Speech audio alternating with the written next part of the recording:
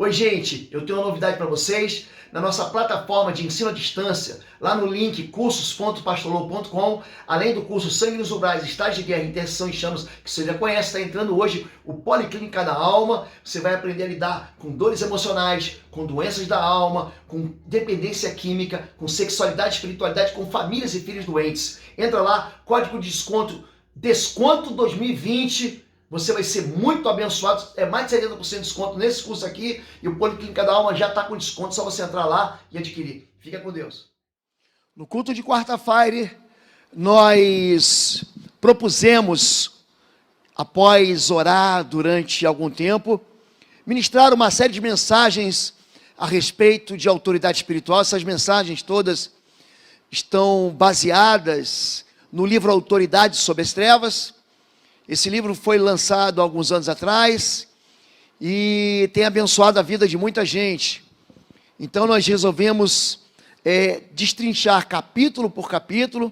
Estamos na nossa 11º encontro. E hoje eu quero falar um pouquinho sobre pactos, sobre alianças que são mal feitas, sobre alianças de caráter perverso, sobre alianças que Deus disse, não se meta com isso, e como desautorizar e como quebrar essas alianças em nome de Jesus. Quando a Bíblia fala do Antigo Testamento, esse livro, ele focaliza o Antigo Testamento, mas joga à luz do Novo, ou seja, é interpretado à luz do Novo Testamento. Quando nós falamos sobre princípios espirituais, Romanos capítulo 15, verso 4, diz que tudo que outrora foi escrito, foi para o nosso ensino que ele foi escrito. O Antigo Testamento, o apóstolo Paulo diz que é como um tutor. A lei funciona como um grande professor, que nos leva a ter um entendimento espiritual. Toda vez que você vê um inimigo de Israel no Antigo Testamento, na verdade, o que a Bíblia está desvendando, o que a Bíblia está revelando, é uma forma como Satanás e seus demônios operam contra nós. Então, quando a gente aprende sobre filisteus, sobre jebuseus, sobre assírios, sobre babilônicos, sobre egípcios, sobre heveus, sobre qualquer um daqueles inimigos, você vai ver que existe um confronto, mas hoje você sabe que a nossa luta não é contra carne e sangue, não é contra os inimigos naturais, mas contra inimigos espirituais, contra poderes, potestades, príncipes das trevas deste mundo tenebroso e hostes espirituais da maldade nos lugares celestiais. Então, temos que enxergar a Bíblia por trás desse filtro que o Novo Testamento revela para nós. A Bíblia também vai dizer no livro primeira carta de Paulo aos Coríntios, capítulo 10, verso 6, que essas coisas ocorreram como exemplos para nós, para que não cobicemos coisas a mais, como eles fizeram. Então, a Bíblia revela o fracasso para que a gente não ande no caminho do fracasso. É para isso que serve hoje o Antigo Testamento. O Antigo Testamento foi a Bíblia que Jesus leu. O Antigo Testamento ele tem diversas, na verdade, centenas de referências dele no Novo Testamento. O livro mais citado, por exemplo, no Novo Testamento é o livro de Salmos. E os Salmos estão todos eles no Antigo Testamento. Então eu quero hoje levar vocês a um lugar de entendimento sobre o inimigo que não quer fazer com você guerra. Existia uma frase no tempo ali da década de 70, quando havia a guerra do Vietnã. Houve um movimento chamado movimento hippie, que foi praticamente startado por um encontro em Woodstock, e lá eles diziam, faça amor, não faça guerra. E é isso exatamente que o inimigo quer que você pense. O apóstolo Paulo diz, eu combati o bom combate, eu terminei a carreira e eu guardei a fé.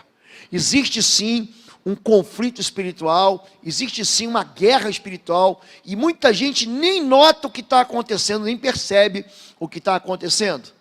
Mas a Bíblia diz para a gente, em Josué capítulo 11, verso 19, não houve cidade que fizesse paz com os filhos de Israel, senão os heveus, moradores de Gibeão, por guerra as tomaram todas. A Bíblia diz que o reino dos céus, ele faz com que as portas do inferno não prevaleçam.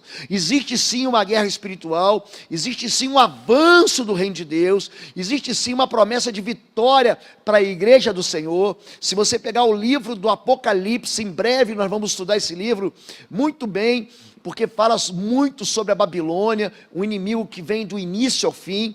Mas hoje eu quero falar sobre os heveus, que a Bíblia também chama de gibeonitas, porque eles moravam ali, eles habitavam nas planícies de Gibeão. E a Bíblia diz que não houve ninguém que fizesse paz com Israel, a não ser esse povo. Esse povo não quer guerra, esse povo quer paz. É uma maneira muito sutil, e é uma forma muito sutil de aprisionar alguém através de sentimentos mentirosos, mas que não permitam que você viva em liberdade. Esses gibeonitas, chamados de heveus, estavam destinados à destruição. Em Deuteronômio capítulo 7, verso 1, Deus diz o seguinte: quando o Senhor teu Deus te houver introduzido na terra, a qual vais a possuir, e tiver lançado fora muitas nações de diante de ti, os heteus, os girgazeus, os amorreus, os cananeus, os perizeus e os heveus e os jebuseus, 7 nações mais numerosas e mais poderosas do que tu. Ele está dizendo que as nações que estão em Israel, que estão em Canaã, são mais numerosas, é mais gente e são mais poderosas, têm mais força. É por isso que eu tenho ensinado a diferença entre força e autoridade. Entre autoridade e poder são duas coisas distintas. Poder é a execução daquilo que o teu músculo consegue fazer. Você submete pela força. Autoridade, você governa pela voz. Então, o povo de Israel não era mais forte, e o povo de Israel nem era mais numeroso, mas Jesus está dizendo: você vai lançar fora 7 nações, você vai purificar a terra, você vai lançar fora essas pessoas que estão aqui sacrificando a ídolos, que estão aqui vivendo princípios diferentes dos princípios do reino de Deus. Na verdade, o inimigo sempre conhece o seu final. Os heveus, também chamados de beonitas, reconheceram que a sua força militar e a sua força, a grandiosidade da sua cidade, mas eles sabiam que a sua resistência fracassaria diante de Israel, porque Deus estava lutando por ele. Apocalipse capítulo 12, verso 12. Ai da terra e do mar, porque o diabo desceu até vós, cheio de grande cólera, sabendo que pouco tempo lhe resta. Há uma versão que diz que o diabo está furioso, sabendo que pouco tempo lhe resta. Ele não está furioso só com o pastor, só com o líder da intercessão, só com um time de líderes da igreja, com a diretoria da tua igreja. Ele está furioso porque ele sabe que o destino final dele é o lago de fogo e enxofre. Ele sabe que lhe resta pouco tempo. Algumas pessoas podem falar assim: mas pastor, esse mundo que nós conhecemos historicamente, ele tem aí 10 anos, 10 mil anos, desde que aparecem as primeiras escritas, desde que aparecem os primeiros sinais do homem, tem de 10 mil anos para cá, apesar do que a ciência mostra, através do estudo do carbono 14, que a Terra ela tem um período de tempo muito mais longo, mas a gente observar a história de 10 mil anos para cá, você vai ver exatamente que 10 mil anos é muito pouco tempo com relação àquilo que é a eternidade. Você fala assim: pastor, falta pouco tempo para mim e para você, que vive em média 80, 90 anos. Mas diante da eternidade, de fato, o tempo de 90, 80 anos não é nada. Então ele sabe do seu fim, ele sabe que existe uma palavra dramática contra ele, contra Satanás e seus demônios, de serem lançados no lago de fogo e enxofre. Então, por isso, o texto de Apocalipse diz: ai da terra e do mar. Quando nós falamos que o inimigo conhece seu destino final, ele quer o quê? Como ele não vai herdar o reino de Deus, aliás, ele foi expulso do reino de Deus, ele não quer que o ser humano alcance a promessa. E diz assim em Josué, capítulo 9, de 3 a 6, depois de 15 a 17. E os moradores de Gibeão, ouvindo que Josué fizera com Jericó e com Ai, a cidade de Ai, usaram de, presta atenção nessa palavra, astúcia, e foram e se fingiram embaixadores, e levando sacos velhos sobre os seus jumentos, e odres de vinho, velhos e rotos, e remendados, e nos seus pés sapatos velhos e remendados, e roupas velhas sobre si, e todo o pão que trazia para o caminho era seco e bolorento, e vieram a Josué, ao arraial, a Gilgal, e disseram a ele, aos homens de Israel, viemos de uma terra distante, fazei, pois, agora acordo conosco. Então os homens de Israel tomaram uma provisão deles, e não pediram conselho ao Senhor, e Josué fez paz com eles, e fez um acordo com eles, e que lhes daria vida, e os príncipes da congregação lhe prestaram um juramento, e sucedeu que ao fim de 3 dias, depois de fazerem acordo com eles, ouviram que eram seus vizinhos, e que moravam no meio deles, ou seja, eles acabam fazendo aliança com o povo que Deus disse, não faça aliança com eles. Eu vou dizer uma coisa para você. O sentimento, ele mente demais. Esse povo, a Bíblia diz que os filhos das trevas são mais prudentes do que os filhos da luz. A maneira como Satanás, e apóstolo Paulo, ele fala aos Gálatas, que Satanás se disfarça de anjo de luz para enganar o povo. Quando você não busca o Senhor, quando você não busca a palavra do Senhor, você sempre vai quebrar a cara.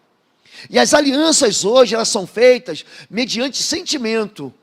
E você não tem usado nenhuma razão quando você fecha negócios, quando você faz investimentos, quando você quer se casar com pessoas que Deus diz assim, ó, não se case, não faça acordo. Aqui, os gibeonitas, os heveus, se disfarçam de moradores distantes, e na pressa, fazem o povo de Israel fazer uma aliança com eles, sem consultar a Deus. Quando nós somos pressionados a dar respostas rápidas demais, e as pessoas dizem para você, se você não comprar agora, você vai perder a oportunidade. Se você não fechar esse negócio agora, você vai perder essa chance. Se você não casar comigo, você vai ficar sozinho para sempre. Ninguém vai te querer, ninguém vai gostar de você como eu gosto de você.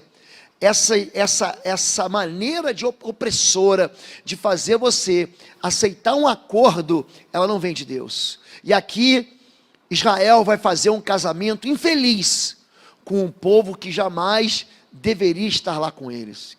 Satanás, ele quer que você faça aliança com o pecado. Ele quer que você não expulse da sua vida a iniquidade. Ele quer que você permita dentro da sua própria vida, do seu coração, que você abrigue vícios no seu coração. Que você dê permissões para que a iniquidade permaneça na sua vida e te traga tristeza. Você precisa aprender isso. O salário do pecado sempre vai ser morte. Sempre vai ser morte. E todas as vezes que você é convencido a desobedecer a palavra de Deus, todas as vezes que você é convencido a abrigar na sua vida a iniquidade, Deus, Ele vai pesar a mão contra você, porque o pecado te separa de Deus. Quando fazemos alianças, temos que entender que o inimigo, ele é que nem um camaleão. O camaleão você conhece. Ele anda por aí e ele troca de cor. É como nós falamos aquelas pessoas que na sua frente falam bem de você e lá nas suas costas falam mal de você. Pessoas que são fingidas. Ele finge fazer parte daquilo que é a sua vida, mas ele não tem compromisso com você. O compromisso dele é com ele mesmo e alimentar o seu próprio ventre. Intencionalmente disfarçados de amigo do povo de Deus. É o que a gente chama de amiguinho de Jesus. Dissimulados, fingem submissão à autoridade pela frente, pelas costas desobedecem. A gente conhece a história do menino que o pastor foi visitar a sua casa e o menino estava ali naqueles dias que ele estava terrível, fazendo bagunça. E o pai dele então pega o menino, faz ele sentar no sofá e diga, não se levante mais daqui, porque eu estou conversando com o pastor. E o menino vira para o pai e diz, eu estou sentado por fora, mas por dentro eu estou em pé fazendo bagunça. Tem muita gente que o coração é rebelde, a boca fala que é obediente, mas o coração está muito distante de Deus. Eles parecem inofensivos, mas querem manter a comunicação, a contaminação espiritual. Você vai ver uma coisa, os heveus ou os gibeonitas, eles vão ficar para sempre dentro do território de Israel, com a permissão do povo de Israel, com a aliança do povo de Israel e com a liderança de Israel, e eles não vão causar nenhum problema. Essa é a impressão. Até que vem o rei Saul. E quando o rei Saul vem, e ele quebra essa aliança, a fome, a desgraça e a miséria vão atingir o governo de Davi. E a gente já vai falar um pouquinho sobre isso. Não desejam servir a Deus, apenas permanecer com o pecado dentro do reino. Ele quer apenas o quê? Que você favoreça, que o teu coração seja aberto, seja favorável ao pecado na sua vida, e quer impedir uma liberdade completa. Eu vou dizer para você uma coisa: os piores pecados, os pecados mais difíceis de vencer, são os pecados que você acha que são pequenininhos. Quando o pecado é um pecado grosso, quando o pecado é um pecado pesado, quando o pecado é um pecado cabeludo, você faz de tudo para se livrar dele. Mas quando o pecado é um pecado aparentemente inofensivo, você permite ele viver dentro da sua vida. Só que você não faz ideia de como ele é capaz de destruir você. Eu vou dar um exemplo para você. Caim matou Abel, sabe por quê?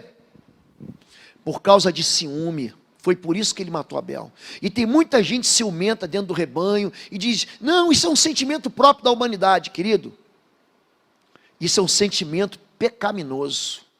E é um sentimento egoísta. Quando nós falamos sobre ciúme, Saul sentiu ciúme e Saul sentiu inveja de Davi, porque as mulheres cantaram e cantavam: Saul matou 1000, Davi matou 10.000. Foi por isso que Saul quis matar Davi. Foi por causa de ciúme e inveja que Caim matou Abel. O espírito de morte é convidado pelo ciúme. O ciúme faz você matar as pessoas. O ciúme faz você ignorar as pessoas. A inveja faz você eliminar as pessoas da sua vida. Fulano para mim morreu. É isso que você faz. Ciúme. Então não fique imaginando que existe um pecado que pode ser abrigado dentro de você, pode encontrar lugar de permissão para entrar na sua vida e que não vai ser maligno para a sua vida.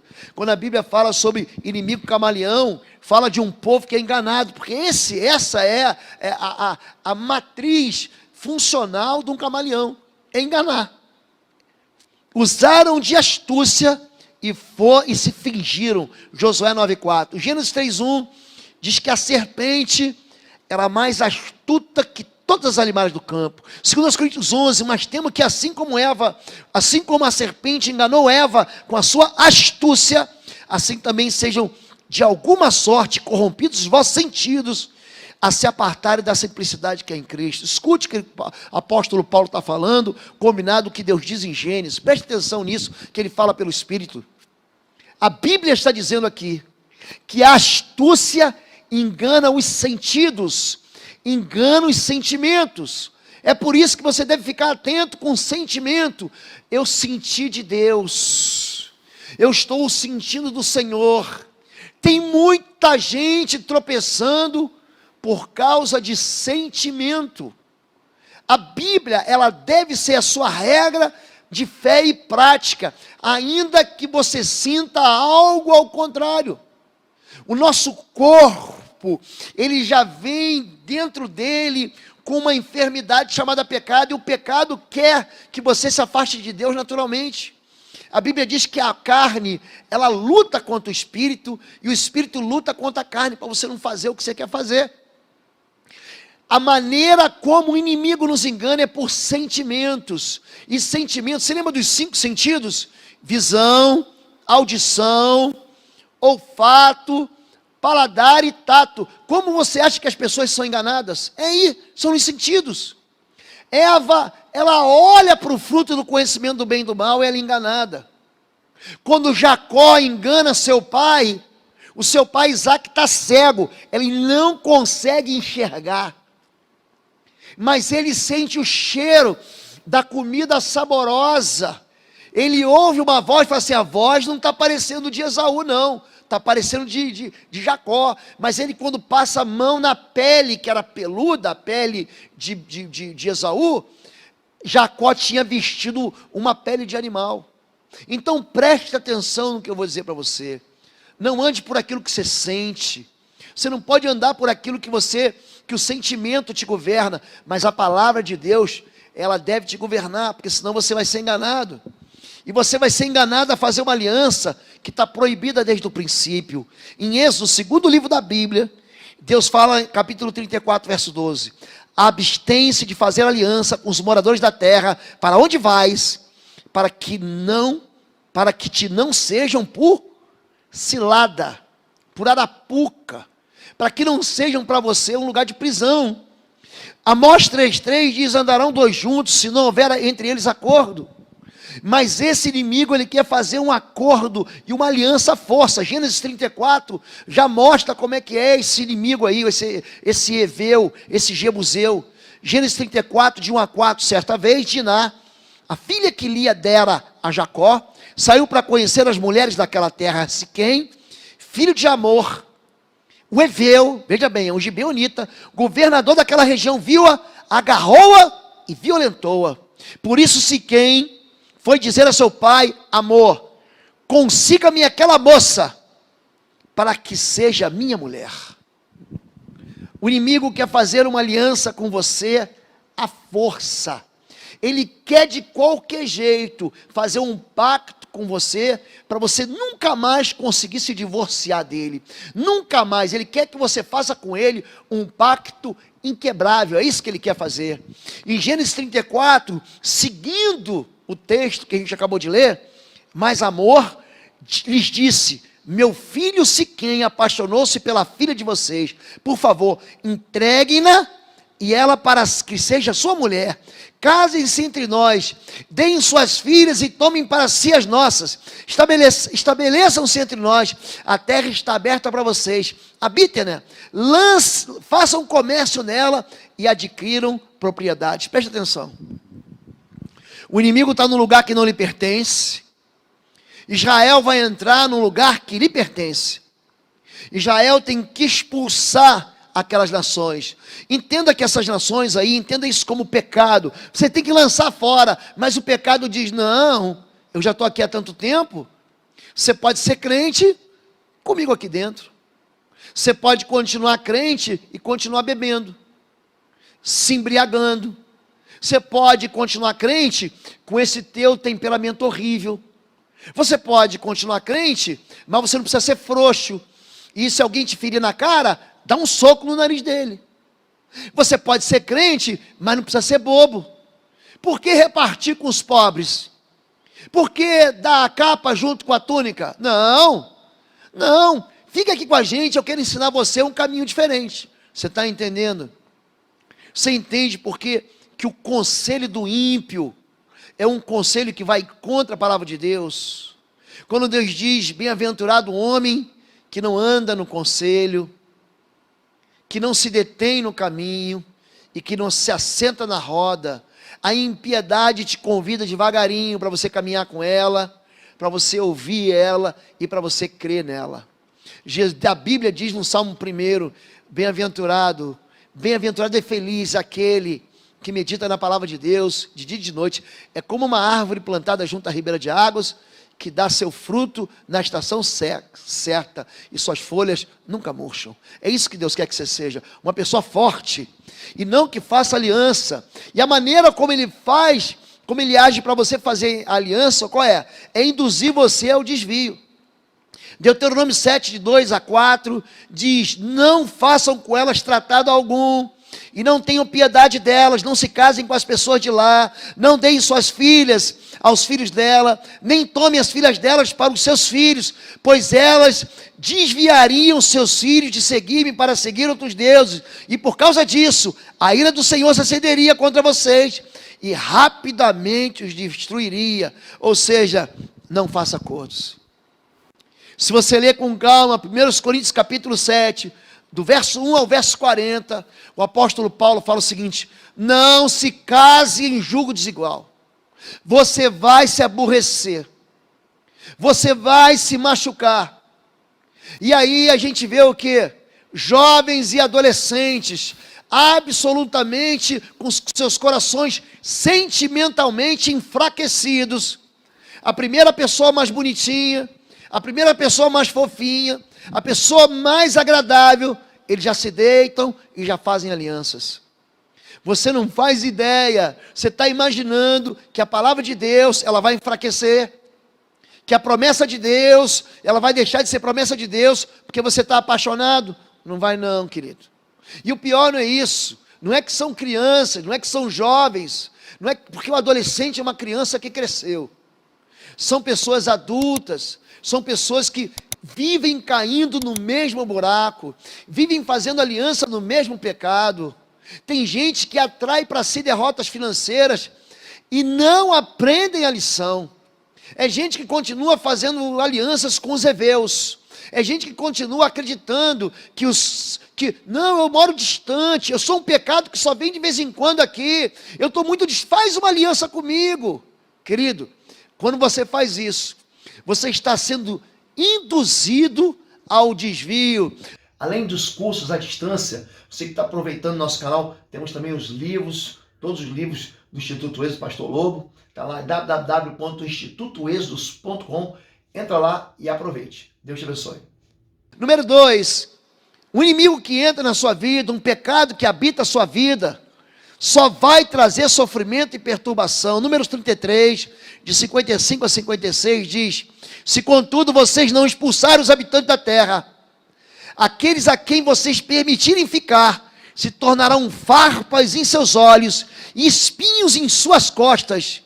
Eles lhes causarão problemas na terra em que vocês irão morar. Ou seja, eles serão uma influência maligna e corrupta na sua vida.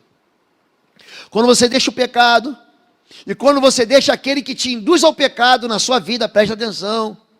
A Bíblia está dizendo, gente, a Bíblia não erra. Vai ser como um espinho nos seus olhos. Já imaginou a dor disso? Como um espinho nas suas costelas. Você acha que eu estou mentindo? Pergunta para a irmãzinha da sua igreja.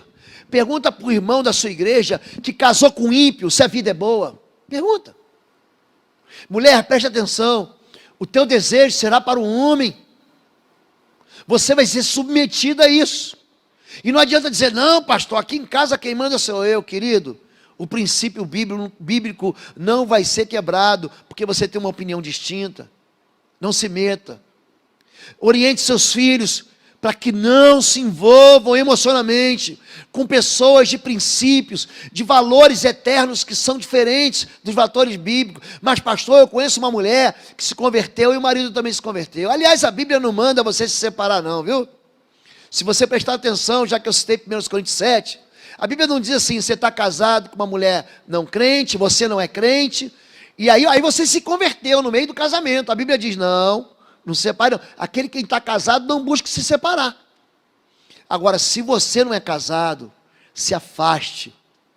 Você está experimentando o sabor do pecado, e está achando que esse sabor vai ficar só doce, vai amargurar a sua vida, vai amargar a sua vida. Eu vou mostrar isso para você. Quando a Bíblia fala sobre trazer amargura, Gênesis 26, de 34 a 35, tinha Esaú 40 anos de idade, quando escolheu por mulher a Judite, filha de Beeri, o Itita, e também a Basemate, filha de Elon, o Itita. Elas amarguraram a vida de Isaac e Rebeca. Eu quero sublinhar isso para você. Amarguraram a vida. Amarguraram a história. Diz mais em Gênesis 36, 10 capítulos depois. Esaú casou-se com mulheres de Canaã, Ada, filha de Elon, o Itita, e Oolibama, filho de Aná, e neta de Zibeão, o Eveu. Se junte, faça pactos, faça aliança, busque conselhos, se assente na roda dos escarnecedores, preste atenção, a tua vida vai se tornar amarga. Eu não falo isso como alguém que quer destruir seus sonhos, como alguém que quer te colocar numa camisa de força, como alguém que quer tirar a alegria do seu coração, não. Eu falo isso como alguém que quer que você seja feliz, É alguém que quer que você dizer para você assim, ó, siga esse trajeto, que se você seguir esse trajeto, o erro não vai tocar na tua vida. Você pode estar dizendo assim, não pastor, eu casei com um ímpio aqui, não tem nada. Então espere. Espere. Espere mais um pouco para você ver o que vai acontecer. Tem muita gente que acha que vai começar mal e terminar bem, mas não vai. Mas não vai. Se você ouve essas palavras e coloca em prática, eu o assemelho a um homem prudente que construiu a casa na rocha. Vão vir dias de tempestade, de chuvas e de ventos, a tua casa não vai cair. Mas aquele que ouve e não coloca em prática, eu assemelharei ao homem imprudente que construiu a casa sobre a areia. Então o tempo vai dizer, sabe o quê? No dia da tempestade. No dia da tempestade vai acontecer. Como é que esse inimigo ataca? Eu vou dizer para você que ele tem 3 passos de ataque. Número 1, ele ataca após grandes vitórias. Os gibeonitas, ou os heveus, eles atacam quando Israel havia superado grandes obstáculos. Eles saem de 40 anos no deserto. Eles haviam vencido as águas do Jordão. O Jordão também se abriu, conforme havia aberto o Mar Vermelho 40 anos atrás. Eles haviam desbaratado a maior cidade de Canaã, que era Jericó, fortalecida em volta de fortalezas. Subjugaram os corajosos habitantes de Ai, ou seja, pastor, eu sou crente, eu já venci o pecado, eu já expulsei demônio, eu já preguei, eu já dirigi célula, eu já venci, casei virgem. Presta atenção nisso. O inimigo vai te atacar nas áreas que você acha que você é forte. Nas áreas que você acha que você é forte, é aí que você cai. É por isso que José, filho de Jacó, vendido como escravo, se tornou prisioneiro escravo, ele foge do pecado. Quando aquela mulher, esposa de Potifar, começa a seduzir ele se manda e deixa a roupa na mão dela e foge. Ele não foge, gente, porque ele é forte, ele foge porque ele sabe que ele é fraco. A tentação tem que ser motivo da nossa fuga. Homens e heróis da Bíblia fogem do pecado. Número 2, o inimigo ataca quando superestimamos a nós mesmos. Os reis de Canaã estavam aterrorizados. Fenômenos sobrenaturais aconteciam nas batalhas. Se você pegar Josué capítulo 10, gente, a Bíblia diz que Deus parou o sol e a lua entre Gibeão e Aijalon, 2 vales. Haviam 2 vales e Deus faz parar o céu por um dia inteiro, o sol e a lua por um dia inteiro. Ele trava o movimento dos planetas, ele trava o movimento do sol, o movimento das galáxias, é interrompido. Algo sobrenatural acontece. Deus manda pedras do céu e essas pedras atingem apenas os inimigos de Israel. Evento sobrenatural é quando você grita e as muralhas de uma fortaleza se destroem. Isso é sobrenatural. Grita aí agora na sua casa para ver se vai cair algum muro. Existe o poder de Deus servindo, andando junto com Israel. Nenhuma arma podia prosperar contra Israel, nenhum inimigo podia suster diante de sua força. Ou seja, é quando você começa a achar que o teu ministério é perfeito, você é demais, ninguém pode te superar, você é o melhor pastor que já passou na igreja, você é o melhor líder que você já teve. Você começa a olhar para o teu pastor, você fala, eu decidiria melhor, eu faria melhor, eu sou mais esperto, eu já conheço esse sermão, eu pregaria diferente, eu traria uma voz profética mais firme. Cuidado, os heveus estão prontos para te atacar. E por último, quando nós subestimamos o inimigo. Não, pastor, Satanás ficou lá para trás, Jesus, esmagou a cabeça dele e não tem mais problema não, agora eu levantei a mão e aceitei Jesus. Orgulho de acreditar em palavras de lisonja. A Bíblia diz, aquele que te elogia, preste atenção, arma um laço ao teu coração. É por isso que mulheres caem tanto em armadilhas da sensualidade, porque vem um monte de homem o quê? Elogiando. Aquele que lisonjeia arma um laço ao coração. É por isso que tem um monte de homem que fracassa financeiramente nos amigos, acredita em promessas vãs, acredita em palavras, não, você é o melhor, não há ninguém como você, querido, preste atenção nisso. O diabo é cheio de querer dizer que você é bom. A Bíblia manda você se humilhar. Se humilhe. Bom é o Senhor. Presunção de não consultar ao Senhor. Qual é a luta suja? Eu peguei aqui uma tradução, fiz eu mesmo a tradução, é a tradução segundo o pastor Lopes, para você entender como é que o inimigo ataca. Rapaz, que Deus tremendo é esse o vosso. A gente acompanhou a notícia de seus feitos desde o Mar Vermelho, passando pelas suas proezas no deserto, ouvindo de como Deus, como Ele abriu o Jordão, o Rio Jordão, e venceu os reis de Jericó e de Ai. Nós não víamos a hora de nos encontrar com vocês e fazer parte do seu povo tão especial e servir esse Deus invencível. Ou seja, casa comigo que eu também quero ser crente. Anda comigo, eu quero esse teu Deus aí. Mas na verdade eles estão o quê? Somente pedindo permissão para permanecer na sua vida, para te afastar do Senhor, ou você permitir que o pecado te governe. Você está entendendo que é uma luta suja? Satanás apela para o seu orgulho espiritual. É quando você prega bem demais, é quando você ora bem demais, é quando você discursa bem demais, é quando você canta bem demais, é quando você toca bem demais, é quando você pula alto demais, é quando você é bonito demais, é quando você é inteligente demais, é quando você ora demais. Você está entendendo? Ele vai atacar uma área de fortaleza sua. Ele vai atacar uma área que você diz, eu sou forte aqui. Quando ele diz, eu sou bonzinho, casa comigo. Casa rápido, prova que você me ama. Gente, o que eu recebo de e-mail e de mensagem, de pessoas que foram empurradas velozmente, na velocidade do sentimento, para dentro de casamentos terríveis. Gente que se finge de pastor e não é. Gente que se finge de crente e não é. Gente que é viciado e esconde o vício e não é. Gente que é sexualmente pervertido e não conta. 2 Coríntios capítulo 6, verso 14 e 16. Não vos ponhais em julgo desigual com os incrédulos, porquanto que sociedade pode haver entre a justiça e a iniquidade? O que comunhão da luz com as trevas? Que harmonia entre Cristo e o maligno? Ou que união do crente com o incrédulo? Que ligação entre o santuário de Deus e os ídolos? Que não pense que o inimigo, ele é inofensivo. Se fosse assim, ele não ia querer fazer uma aliança contigo. Ele não ia querer fazer um pacto com você. Existe sim, gente, uma falsidade ideológica por trás do maligno. 2 Coríntios, capítulo 11, verso 3, porque tais falsos apóstolos são obreiros fraudulentos, transfigurando-se em apóstolos de Cristo.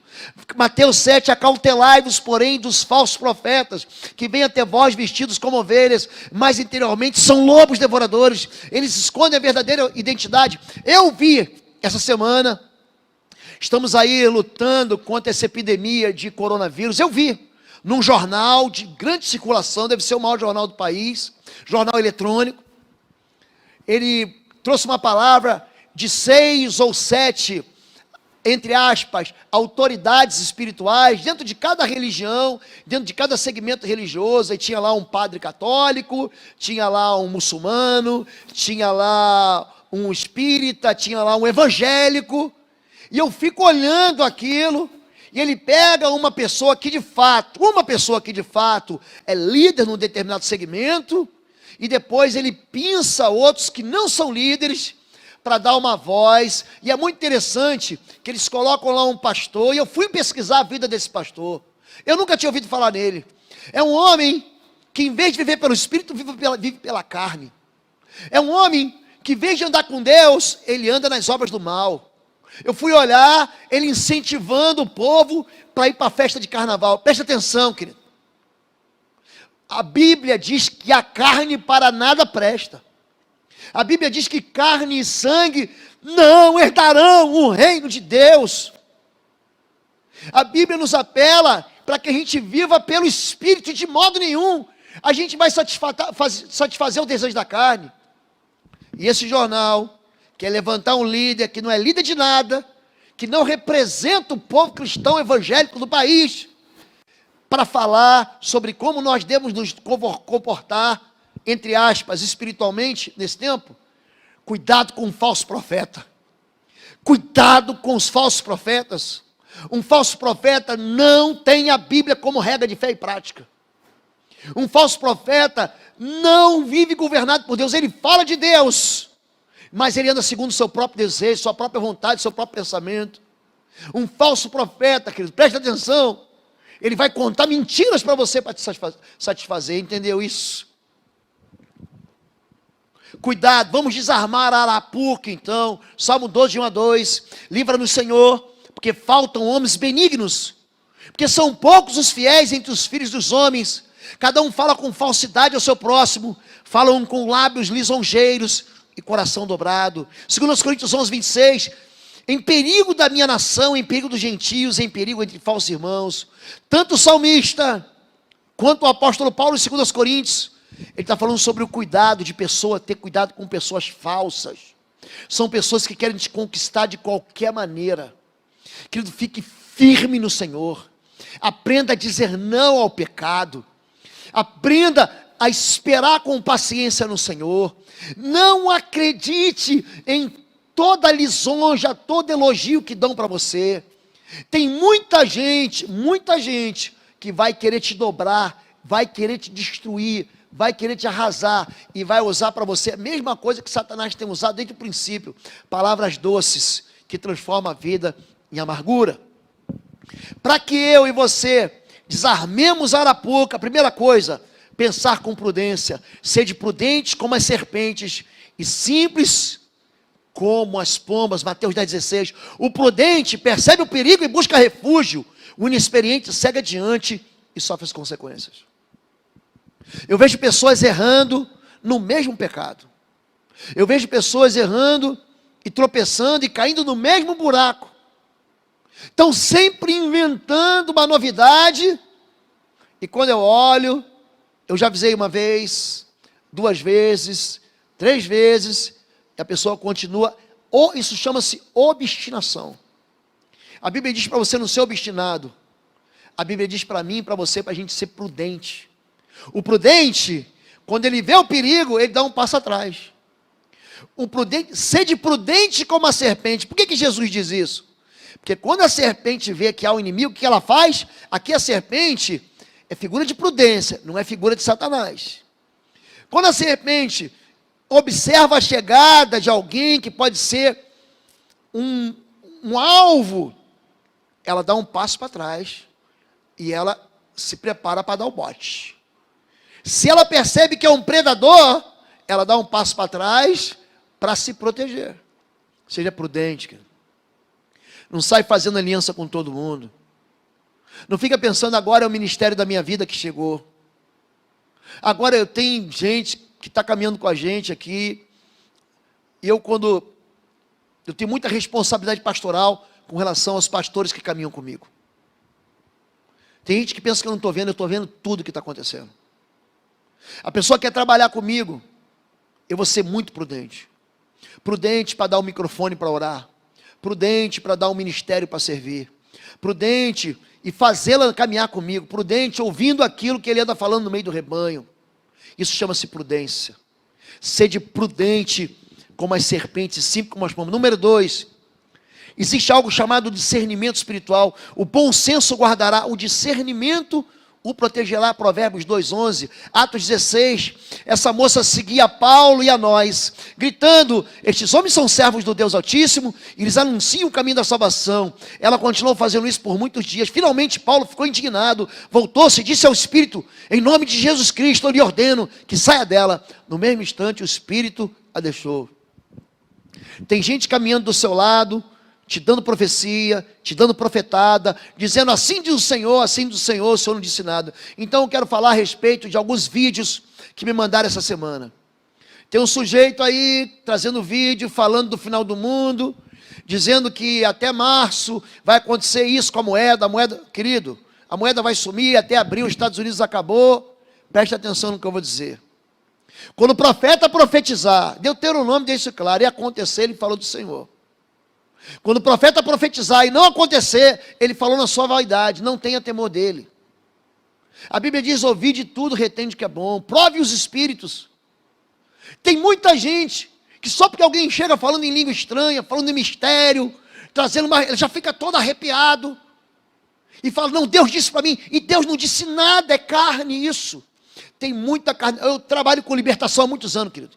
Coisa mais comum que tem, é você expulsar o demônio, e ele começar a falar em línguas, vir outro e falar em línguas, e não é língua de Deus, não é o dom do Espírito de 1 Coríntios capítulo 12, ele só está querendo dissimular para te enganar. Eu estou no processo de libertação um dia, gente, a moça tinha 70 demônios, 70, e quando no meio do processo, sai em nome de Jesus, aí ela começou a orar em línguas, e pastor, olha aqui, é gente jovem, é gente imatura, é gente despreparada, olha pastor, está orando em línguas aqui, foi batizado no Espírito, não foi, é um demônio enganando, simulando línguas. Ou você acha que os anjos, que eram demônios eram anjos, esqueceu a língua natal deles? Você está entendendo? Então tem muita gente que se engana, porque não conhece a verdade, tem muita gente que não consegue discernir espiritualmente, porque não conhece espiritualmente como é que funciona o mundo espiritual. Cuidado para você não ser enganado. 3, firmar na verdade das promessas, 2 Coríntios 2,11, a fim de que Satanás não tivesse vantagem sobre vós, pois não ignoramos as suas intenções. Portanto, Efésios 6, revestido de toda a armadura de Deus, para que possais estar firmes contra as astutas ciladas do diabo. A Bíblia falou aqui, nós lemos 3 textos que falam sobre astúcia, eu podia ter colocado Êxodo capítulo 1, que fala sobre astúcia, preste atenção nisso. A Bíblia diz que nós devemos estar atentos, pois não ignoramos as intenções malignas. A Bíblia diz que a gente deve estar firme na promessa. Essa armadura que Efésios 6 manda a gente colocar, é para quê? Para a gente ficar firme contra os ataques do inimigo. Portanto, querido, coloca o escudo da fé sobre você, coloca o capacete da salvação sobre tua cabeça, porque senão ele vai querer roubar a tua salvação, e a salvação, você tem que crer nela. O apóstolo Paulo, ele diz que Deus ordena em todo lugar, em todo tempo, para que os homens se arrependam para a salvação. O evangelho, ele começa com arrependimento. Mateus capítulo 1, verso 4, vem João Batista, ele aparece pregando o batismo de arrependimento. Marcos capítulo 1, verso 14, vem Jesus, depois que João Batista é preso, pregando, é chegado o reino dos céus, arrependa-se. A igreja, em Atos capítulo 2, verso 38, ela começa com uma palavra de Pedro, falando sobre arrependimento. Cada um arrependa-se para ser batizado. O arrependimento, gente, deve levar você à consciência de que você não deve se misturar, você não deve se envolver com aquilo que não vem do Senhor. Pastor, o senhor pregou aí, agora é tarde, agora eu já casei com essa pessoa, agora eu já assinei esse contrato, agora eu já fiz uma aliança, agora eu já fiz um pacto, agora eu já me envolvi num ritual, agora eu não sei mais o que fazer, eu vou dizer o que você vai fazer agora. Você vai orar comigo. E quando você orar, você tem que comunicar com a tua boca. A Bíblia diz que é com o coração que se crê para a justiça, mas é com a boca que se confessa para a salvação. Romanos capítulo 9, verso 10, ou capítulo 10, verso 9, agora eu me confundi, diz o seguinte: se tu, no teu coração creres, que Jesus Cristo foi ressuscitado por Deus dos mortos, e com a tua boca confessares, serás salvo. A gente hoje se submete ao que a Bíblia chama de superior aliança.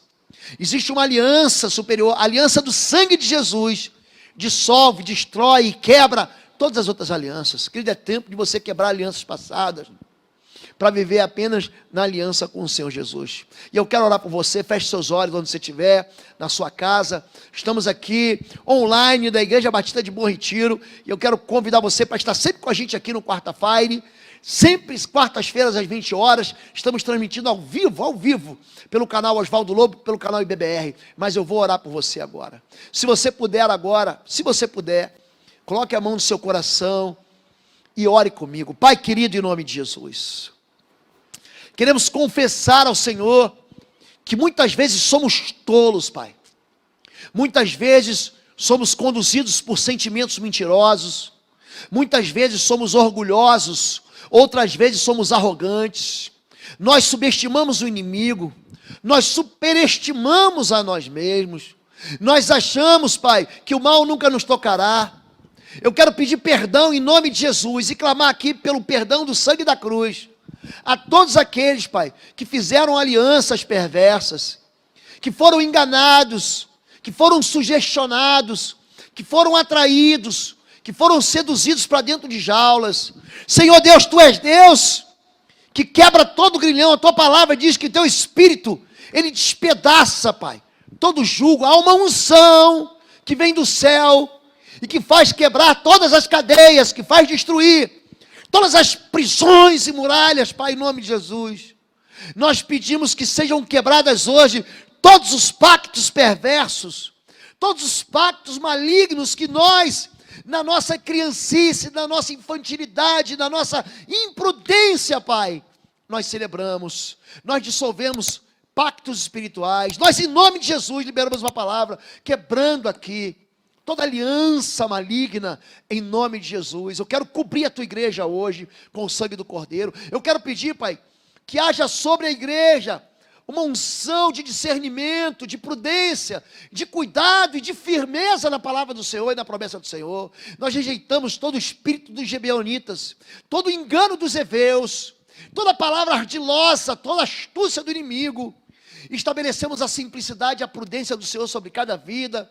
E assim, Pai, nós te pedimos, escreve o nome do Teu povo no livro da vida do Cordeiro, em nome de Jesus, Pai, e dá para o Teu povo a liberdade que só o Senhor traz a cada um de nós, em nome de Jesus. Amém, amém e amém. Deus abençoe a todos.